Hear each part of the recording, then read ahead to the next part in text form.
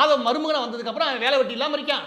அவன் இதையாவது பார்த்துக்கூடா, எதுவும் செய்ய வேணாம், மணி லாண்டரிங் பண்ணுவோம். அது கணக்காட்டுறா.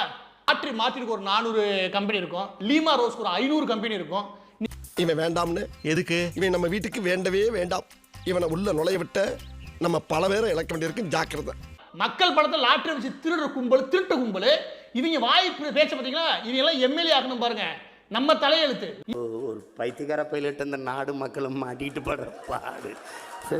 17 துறைமுகங்கள் தமிழ்நாட்டுடைய ஸ்டேட் கவர்மெண்டோட கண்ட்ரோல் வருது. இந்த 17 துறைமுகம் வச்சிருக்க எவனோ அவன் தான் கடத்தல உச்சத்தில் இருப்பான். கடத்தல் பண்ணு நினைக்கிறப்ப இந்த 17 துறைமுகத்தை நோக்கி நகர்வாங்க.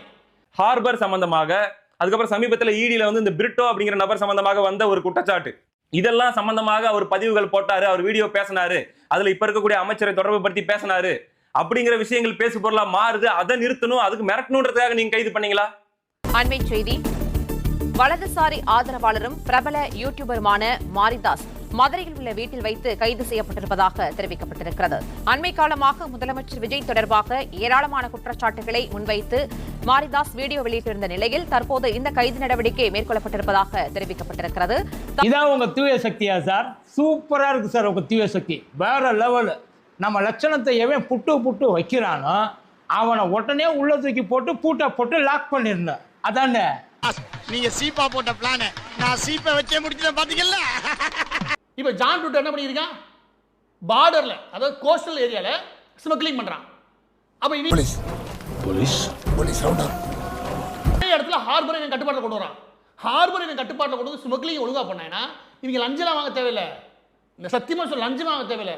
உங்களுக்கு கஞ்சா வித்தே பொழைச்சிக்க முடியும், இல்ல லாட்டரி வித்தே பொழைச்சிக்க முடியும் அப்படின்னு போட்டு கொடுத்துட்டானா? உண்மை பூரா சொல்லிட்டாங்க.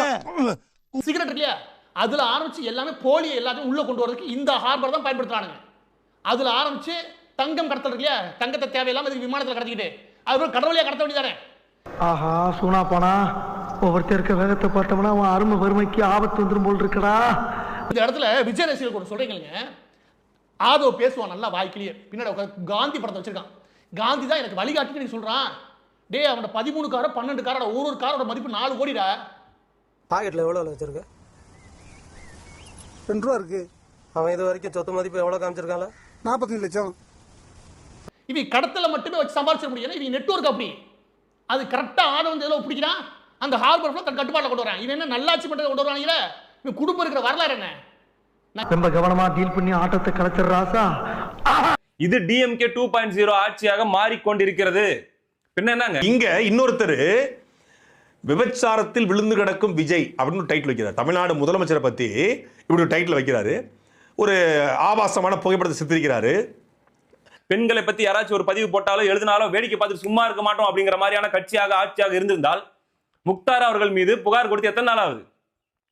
அவர் உண்மையே மாரிதாஸை கைது பண்ணுகிற காவல்துறை ஏன் புகார் அளிக்கப்பட்டு எஃப்ஐஆர் பதிவு செய்யப்பட்டு முக்தாரை கைது செய்யவில்லை? முக்தாரை தேடிக்கொண்டிருக்கிறார்கள். முக்தாருக்கு வலை வீசும் காவல்துறை. ஒரு வாரம் இவரையெல்லாம் பிடிக்க முடியாது சார். பிடிக்க முடியாதா? ஏன்? இவர் பெரிய டேஞ்சர் ஃப்ளோ. விமர்சனம் தாங்க மாட்டீங்களா? 10 நாள் 20 நாள் உங்களால விமர்சனம் தாங்க முடியாதா?